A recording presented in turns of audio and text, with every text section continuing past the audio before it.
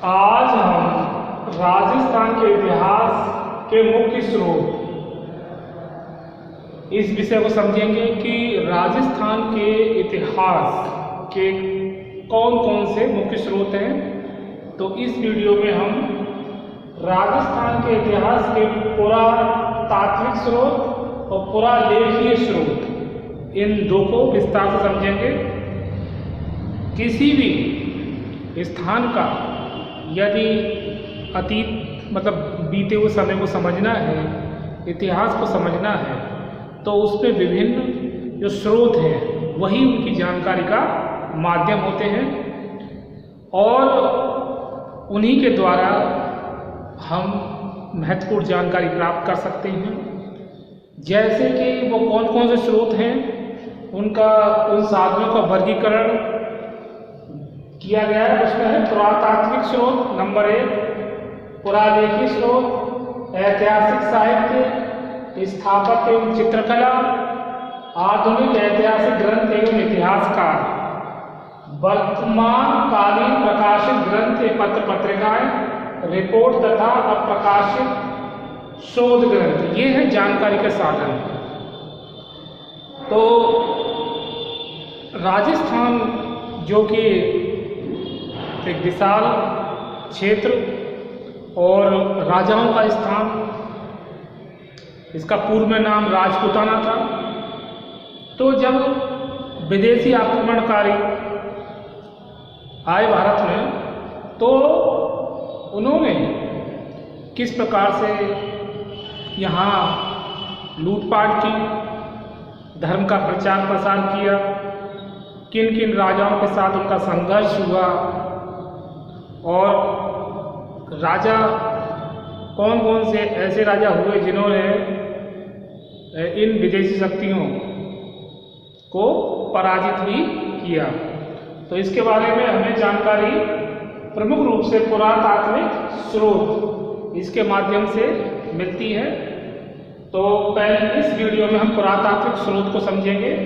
पुरातात्विक जैसा कि नाम से ही स्पष्ट है, पुरानी चीजें, पुरानी वस्तुओं के द्वारा ज्ञान प्राप्त करना, बीते हुए समय को समझना, इतिहास को समझना। उनमें कौन कौन से ऐसे साधन हैं जो हमें जानकारी देते हैं। जैसे कि पुरातात्विक स्रोत में मृदभांड मतलब मृत बर्तन, टूटे फूटे बर्तन। कोई भी सभ्यता हो, उस सभ्यता के लोग किसी न किसी प्रकार के बर्तनों का इस्तेमाल करते हैं। और भारत जैसे हड़प्पा कालीन और मोहनजोदड़ो जो सभ्यता और संस्कृति में जो खुदाई में बर्तन प्राप्त हुए हैं, उनमें अधिकतर बर्तन जो है मिट्टी, कच्ची मिट्टी और पके हुए पक्की बर्तन प्राप्त हुए हैं। इन बर्तनों के माध्यम से भी जानकारी प्राप्त होती है कि किस प्रकार के लोग इस बर्तनों का इस्तेमाल करते थे। तो बर्तन, अब ये राजस्थान जो है वो भी भारत का हिस्सा। तो यहाँ की जो सभ्यता वो कालीबंगा सभ्यता के रूप में हम देखते हैं कि उस जो हड़प्पा मोहनजोदड़ो की समकालीन, तो मृदभांड यानी बर्तनों के माध्यम से भी हमें बहुत सी महत्वपूर्ण जानकारी प्राप्त होती है। क्योंकि भोजन पात्र हैं वो मनुष्य किस प्रकार के इस्तेमाल करता था और ये अवशेष, मृत अवशेष यानी, लेकिन इनसे भी जो इतिहासकार हैं, जो इसके इतिहास पुरातत्ववेत्ता हैं, वो इन बर्तनों से भी हमें बहुत सी महत्वपूर्ण जानकारी मिलती है। और बर्तनों के आकार, बर्तनों के प्रकार, तो ये जानकारी का मुख्य स्रोत है। इसके बाद है मृण मूर्तियाँ, यानी ऐसी मूर्तियाँ जो खंडित, टूटी फूटी। तो इससे ये पता चलता है कि उस समय की धार्मिक दशा क्या रही, मूर्तियाँ किस प्रकार की बनाई जाती थी, मूर्तियों में रंगों का समायोजन किस प्रकार का होता था। ये उनकी धार्मिक दशा को भी प्रकट करते हैं और प्लस ये भी बताते हैं कि उस समय के लोगों को किस प्रकार की मूर्ति निर्माण में रुचि थी। तो ये दूसरा है पुरातात्विक स्रोत में मरण मूर्तियाँ, और बहुत सारी मूर्तियाँ प्रचुर मात्रा में खुदाई में प्राप्त हुई हैं जो उस समय के लोगों की मनोदशा को बताती हैं। इसके बाद है तांबे और लोहे के औजार। जैसा कि हमने देखा कि मनुष्य जब सभ्यता का विकास हो रहा था, मनुष्य जब आदिम मानव के रूप में रह रहा था, तब तो वो जंगली जीवन जी रहा था और उसको ना तो धातु का ज्ञान, ना आग का ज्ञान, ना पहिए का आविष्कार, तो एक तरह से उसका शिकारी जीवन था। लेकिन जैसे जैसे मनुष्य ने आग की खोज, कृषि करना, पहिए का आविष्कार, और इसके बाद उसने जब स्थायी रूप से रहने लगा तो उसके बाद उसे धातु का भी ज्ञान होता है, और धातुओं में तांबे और लोहे का ज्ञान काफ़ी बाद में।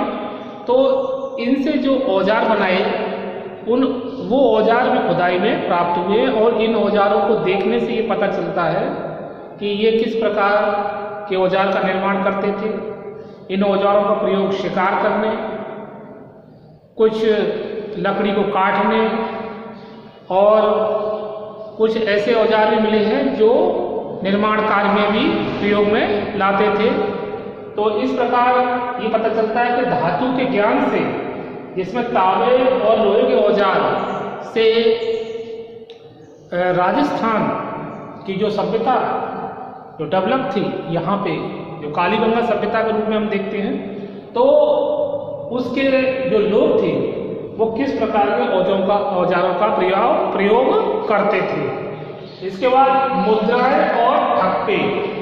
ये मुद्राएं और ठप्पे क्या हैं? ये विभिन्न प्रकार की मुद्राएं जिसका प्रयोग वस्तु को लेन देन में करने लगे। पहले तो वस्तु विनिमय था, वस्तु के बदले में वस्तु ली और दी जाती थी, लेकिन धीरे धीरे मुद्राओं का भी विकास हुआ, जो अनगढ़ और बेडोल थी, और हथियार भी ऐसे थे। तो इससे क्या है कि सामान को एक मतलब लेने और लेन देन करने में आसानी हुई। ठप्पों का प्रयोग प्रमुख रूप से कपड़ों पर एक तरह से इन पर प्रयोग किया जाता था, जिससे कि उन पर आसानी से चित्रकारी हो सके। और ये ठप्पे भी बड़े पैमाने पर प्राप्त हुए हैं खुदाई में, जो राजस्थान के इतिहास की जानकारी में बहुत अधिक मदद करते हैं।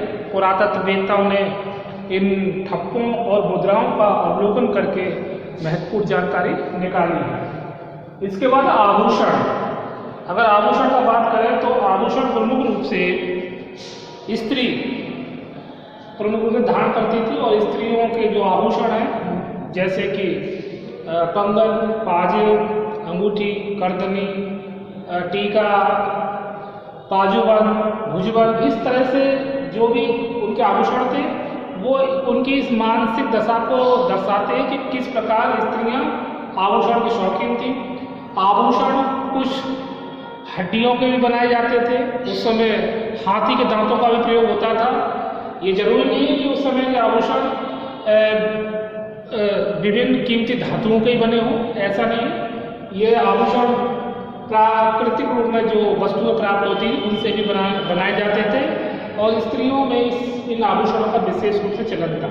ये भी खुदाई में अवशेष रूप में प्राप्त हुए। इसके बाद घरेलू सामान।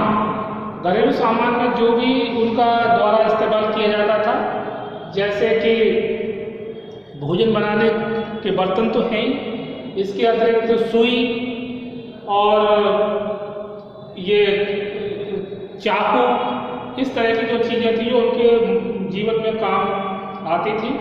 तो घरेलू सामान को भी उन जो खुदाई में प्राप्त हुए हैं उनसे भी राजस्थान के इतिहास की जानकारी प्राप्त होती है। इसके अतिरिक्त खिलौने भी जो मिट्टी, कच्ची मिट्टी, पक्की मिट्टी के बने हुए खिलौने, जो खिलौनों का प्रयोग ज़्यादातर छोटे बच्चे ही करते हैं, तो उस समय भी इसका प्रचलन रहा होगा, और ये भी खुदाई में प्राप्त हुए हैं। तो इतिहास की जानकारी में ये राजस्थान के इतिहास की जानकारी में महत्वपूर्ण अपनी भूमिका निभाते हैं। तो पुरातात्विक स्रोत, पुरातात्विक से तात्पर्य है पुरानी चीजें जो मृत हैं, जो अपनी पूर्व अवस्था में नहीं है, खंडित हैं, लेकिन खुदाई में जब ये प्राप्त होती हैं तो ये अपने आप प्राचीन समय की जानकारी दे देती हैं, जिसमें मृतभांड, मृणमूर्तियाँ, तांबे और लोहे के औजार, मुद्राएं और ठप्पे, आभूषण, घरेलू सामान। इसके बाद है पुरालेखीय स्रोत। पुरालेखीय स्रोतों की वर्ग में वो लेख आते हैं जो किसी के द्वारा बनवाए गए, लिखवाए गए। उनका विवरण इस प्रकार से है, जैसे कि बिजौलिया शिलालेख, दूसरा है नेमिनाथ आबू के मंदिर की प्रशस्ति, नंबर 3 है चीरवे का शिलालेख, नंबर 4 है सरंगी ऋषि शिलालेख, 5वां रणकपुर प्रशस्ति, नंबर 6 कीर्ति स्तंभ प्रशस्ति और नंबर 7 है रायसिंह प्रशस्ति, 8 है आमिर का लेख और 9वां है राज प्रशस्ति और 10वां फारसी शिलालेख। तो ये शिलालेख और प्रशस्ति ये भी महत्वपूर्ण जानकारी राजस्थान के इतिहास के बारे में देते हैं। ये भी इतिहास के मुख्य स्रोत हैं। तो इसमें पहला है बिजौलिया शिलालेख। अब बिजौलिया में क्या है? इस लेख से सांभर और अजमेर के चौहान वंश के शासकों उपलब्धियों का उल्लेख प्राप्त होता है। बिजौलिया शिलालेख से किसके? सांभर और अजमेर के चौहान वंश के शासकों की उपलब्धियों का उल्लेख प्राप्त होता है। इस लेख से हमें 12वीं सदी के राजस्थान के जनजीवन, धार्मिक व्यवस्था, भौगोलिक और राजनीतिक स्थिति का अध्ययन करने में सहायता मिलती है। यह लेख बिजौलिया गांव के पार्श्वनाथ मंदिर के समीप ही एक चट्टान पर उत्कीर्ण है। तो बिजौलिया जो शिलालेख है वो एक तो चौहान वंशी शासकों अजमेर के, दूसरा यह उनके जनजीवन के बारे में बताता है और यह जो लेख है वो बिजौलिया गांव के पार्श्वनाथ मंदिर के समीप एक चट्टान पर उत्कीर्ण किया गया है। नंबर 2 नेमिनाथ आबू के मंदिर की प्रशस्ति। आबू के पास देलवाड़ा गांव के नेमिनाथ मंदिर में यह प्रशस्ति मंदिर के निर्माता तेजपाल द्वारा लगवाई गई थी। तो कौन से निर्माता इसके? तेजपाल। इस प्रशस्ति से मारवाड़, सिंध, मालवा, गुजरात के कुछ क्षेत्रों पर शासन करने वाले परमार वंशी, जो शासन करने वाले थे मालवा, गुजरात के कुछ क्षेत्रों पर शासन करने वाले परमार वंशी राजाओं की उपलब्धियों के साथ साथ वास्तुपाल तथा तेजपाल के वंशों का विवरण मिलता है।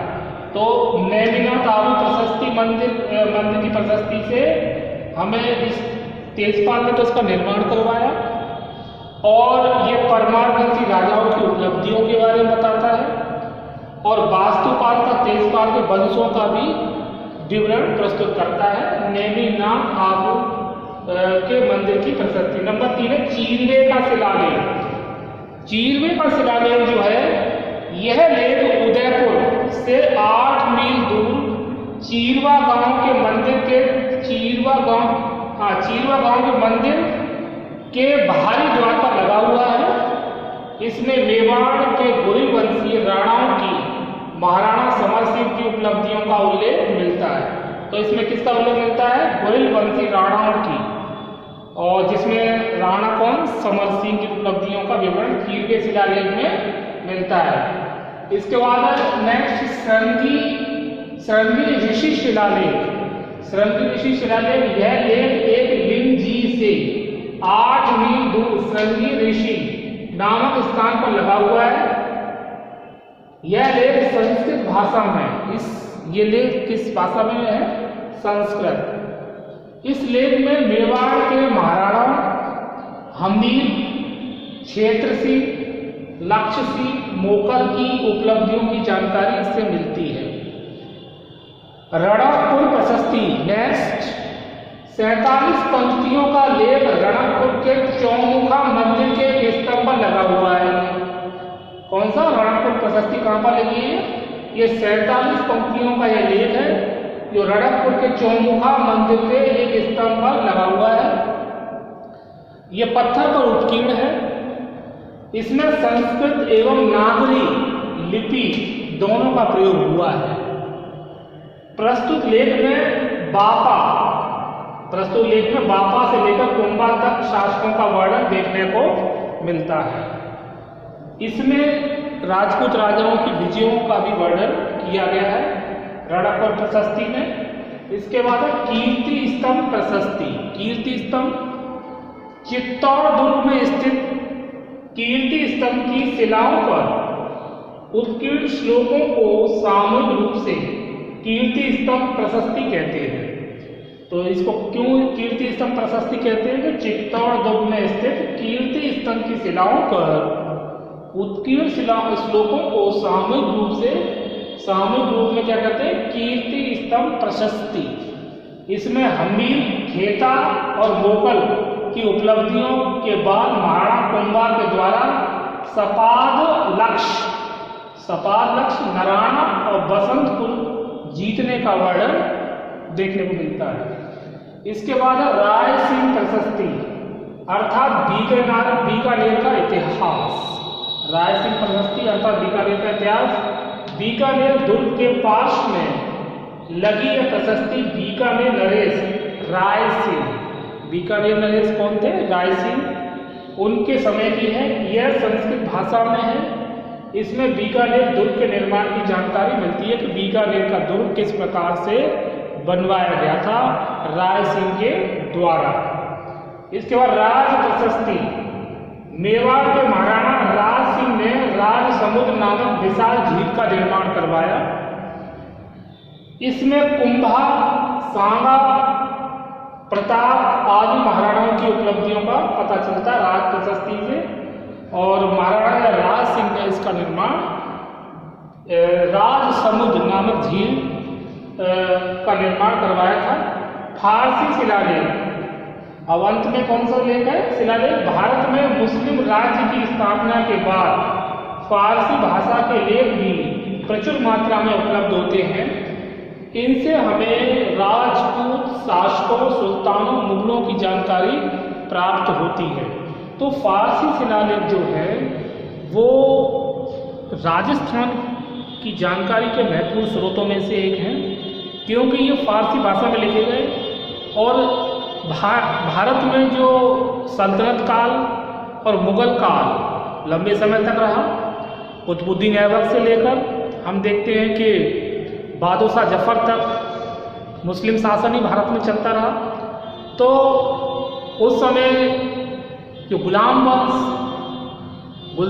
वंश में जैसे रजिया का शासन, इल्तुतमिश का, बलबन का, इनके भी बहुत से फारसी शिलालेख हैं या फारसी लेख हैं जो ये बताते हैं कि किस प्रकार का उनका शासन था, उन्होंने कौन कौन से यहाँ पर आक्रमण किए।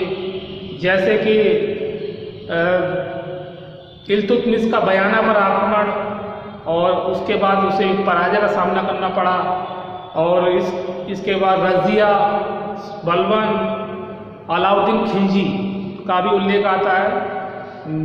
अलाउद्दीन खिलजी का जो मेवाड़ पर आक्रमण और रानी पद्मावती की जो कथा मलिक मोहम्मद जायसी ने भी प्रस्तुत की अपने पद्मावत में। और इस प्रकार से बाद में लोधी वंश, तुगलक वंश का भी विवरण प्राप्त होता है कि किस प्रकार से इन तुगलक वंशी राजाओं, सम्राटों, सुल्तानों ने, तुगलक वंशी सुल्तानों और लोधी वंश सुल्तानों ने किस प्रकार से राजस्थान पर कहाँ आक्रमण किए, किन किन राजाओं से इनका मुकाबला हुआ, उनमें राजपूत राजा पराजित हुए या विजयी रहे, इसके बारे में विस्तृत जानकारी मिलती है। और मुगल वंशी में देखें तो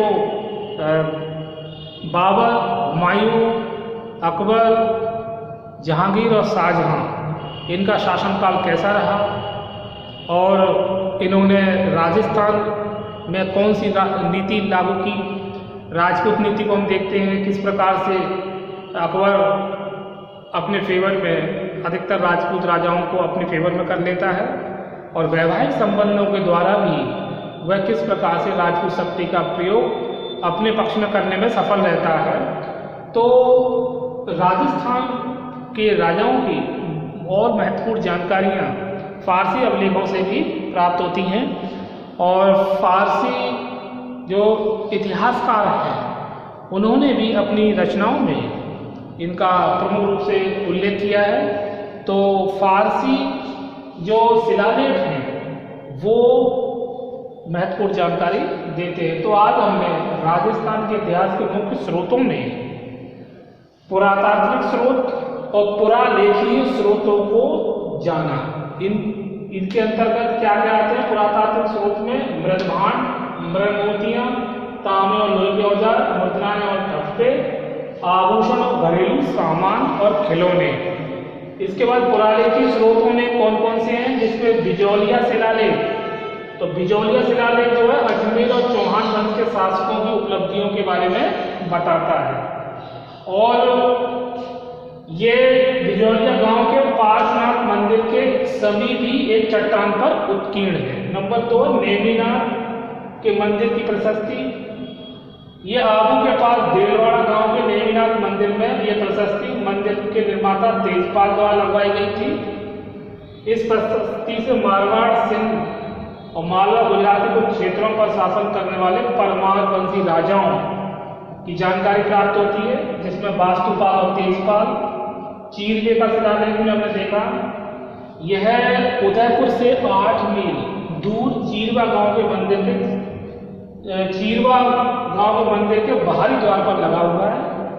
इसमें मेवाड़ एवं गोहिल वंशी राजाओं की जानकारी प्राप्त होती है। महाराणा समर सिंह की उपलब्धियों का भी पता चलता है। श्रृंगी ऋषि शिलालेख, यह लेख 1 इंची से 8 मील दूर श्रृंगी ऋषि नामक स्थान पर लगा हुआ है। ये संस्कृत भाषा में है और इसमें मेवाड़ के महाराणा हमीर क्षेत्री लक्ष्मी मोकल की उपलब्धियों का विवरण प्रस्तुत करता है। ये शिलालेख रणकपुर प्रशस्ति, ये 47 पंक्तियों का लेख है। रणकपुर के चौमुखा मंदिर के एक स्तंभ पर यह लगा हुआ है और यह बाका से लेकर कुंभा तक के शासकों का वर्णन देखने को मिलता है। इसमें कीर्ति स्तंभ प्रशस्ति, यह चित्तौड़ के दुर्ग में स्थित है और ये मोकल की उपलब्धियों महाराणा कुंभा के और सपाट लक्ष्य नारायण बसंतपुर पर जीतने का वर्णन प्रस्तुत करता है। रायसिंह प्रशस्ति, ये बीकानेर का इतिहास बताता है कि बीकानेर के दुर्ग का निर्माण किस प्रकार से हुआ, रायसिंह ने किस प्रकार से करवाया। आमेर का लेख, ये कछवा राजवंश के इतिहास के बारे में बताता है। इसमें कछवा शासकों को रघुवंश तिलक कहा गया है। कछवा इनको क्या कहा गया है? शासकों को रघुवंश तिलक, ये नाम ध्यान रखें। इसमें पृथ्वीराज, भारमल, भगवंत दास और मानसिंह का उल्लेख मिलता है। राज प्रशस्ति, मेवाड़ के महाराणा राज सिंह ने राज समूह नामक विशाल झील का निर्माण करवाया। इससे कुंभा, सांगा प्रताप महाराणा की उपलब्धियों पर फारसी शिलालेख में हम देखते हैं कि ये विभिन्न सुल्तानों और मुगलों शासकों के बारे में महत्वपूर्ण जानकारी देते हैं कि इनका संबंध राजस्थान से कैसा रहा, किन किन राजाओं से इनका संघर्ष हुआ और कौन विजयी रहा, क्या बुरे प्रभाव पड़े, इनकी भी जानकारी इन शिलालेखों से प्राप्त होती है। तो राजस्थान के इतिहास के मुख्य स्रोतों में हमने 2 स्रोतों के बारे में समझा, पुरातात्विक स्रोत, पुरालेखी स्रोत। इसके बाद हम ऐतिहासिक साहित्य, स्थापत्य एवं चित्रकला को समझेंगे इसके आगे नेक्स्ट वीडियो में। ये राजस्थान के इतिहास के मुख्य स्रोत, ये आपके द्वितीय प्रश्न पत्र का प्रथम अध्याय है और ये द्वितीय प्रश्न पत्र है, इसको आप ध्यान से समझें। और ये प्रथम अध्याय, अब इसके आगे हम ऐतिहासिक स्रोत साहित्य को समझेंगे। आज इस वीडियो में इतना ही। ओके।